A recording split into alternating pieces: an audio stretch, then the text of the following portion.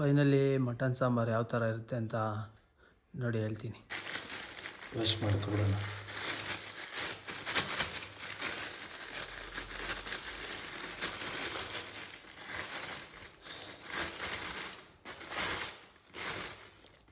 ಒಳ್ಳೆ ಮಟನ್ ಕೊಟ್ಟವ್ರೆ, ಚೆಬ್ಬಿರುತ್ತೆ.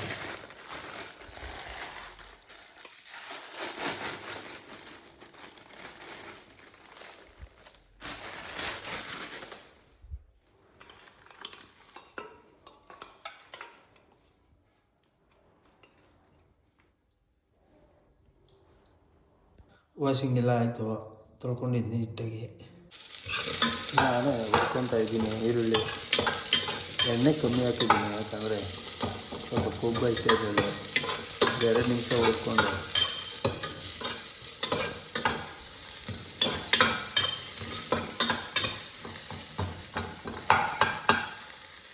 ಮಟನೆಲ್ಲ ಹಾಕ್ಕೊಂಡು ಸ್ವಲ್ಪ ಫುಲ್ಲು ಕೊಬ್ಬಲ್ಲಿರೋ ನೀರಂಶ ಎಲ್ಲ ಬಿಡೋ ಅಂತ ಸ್ವಲ್ಪ ಹುರ್ಕೊಳ್ಳೋಣ. ನಾನು ಫಸ್ಟೇ ಮಾಡಿದ್ದೀನಿ ಮಟನ್, ಚಿಕನ್ನು, ಫ್ರೈ, ಕಬಾಬು ಎಲ್ಲ ನಾನೇ ಮಾಡ್ತೀನಿ. ಗೊತ್ತಿಲ್ಲ ಅವಾಗ ವೀಡಿಯೋ ಹಾಕ್ಬೋದು ಇದೆ ಅಂತ. ಚಿಕನ್ ಫ್ರೈ ಎಲ್ಲ ಇನ್ನೂ ಚೆನ್ನಾಗಿ ಮಾಡ್ತೀನಿ.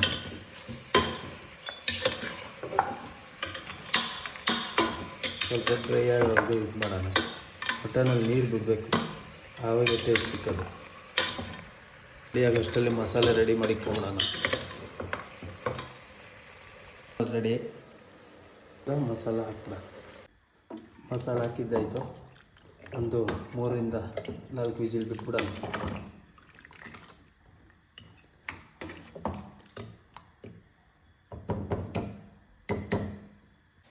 ಇವಾಗ ಒಂದು 3 ವಿಜಿಲ್ ಬಿಟ್ಬಿಟ್ಟು ಆಮೇಲೆ ತೆಗ್ದು ನೋಡೋಣ ಹೆಂಗಿರುತ್ತೋ ಅಂತ. ವಿಜಿಲ್ ಬಂದಿತ್ತು, ಹಾಕೋಣ ನೋಡೋಣ. ಇಲ್ಲೈತೆ ನೋಡೋಣ ಬನ್ನಿ.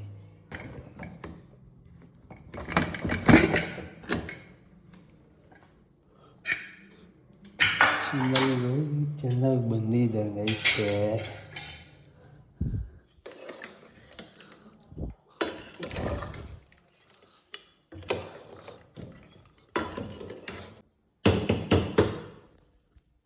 ಟೇಸ್ಟ್ ಹೇಗೈತೆ ಒಂದು ಸತಿ ಚೆಕ್ ಮಾಡಿಬಿಡೋಣ. ಟೇಸ್ಟ್ ಚೆಕ್ ಮಾಡಿಲ್ಲ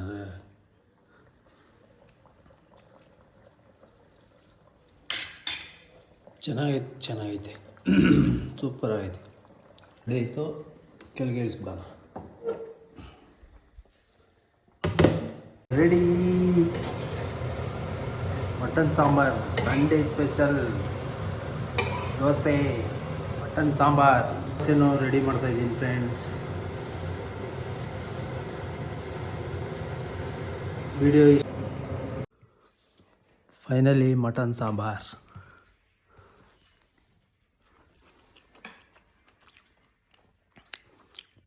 ಸೂಪರ್ ಐತೆ.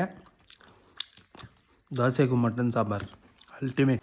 ವಿಡಿಯೋ ಇಷ್ಟ ಆದರೆ ಲೈಕ್ ಮಾಡಿ, ಶೇರ್ ಮಾಡಿ, ಕಮೆಂಟ್ ಮಾಡಿ. ಮತ್ತೆ ಸಿಗೋಣ ನೆಕ್ಸ್ಟ್ ವಿಡಿಯೋದಲ್ಲಿ.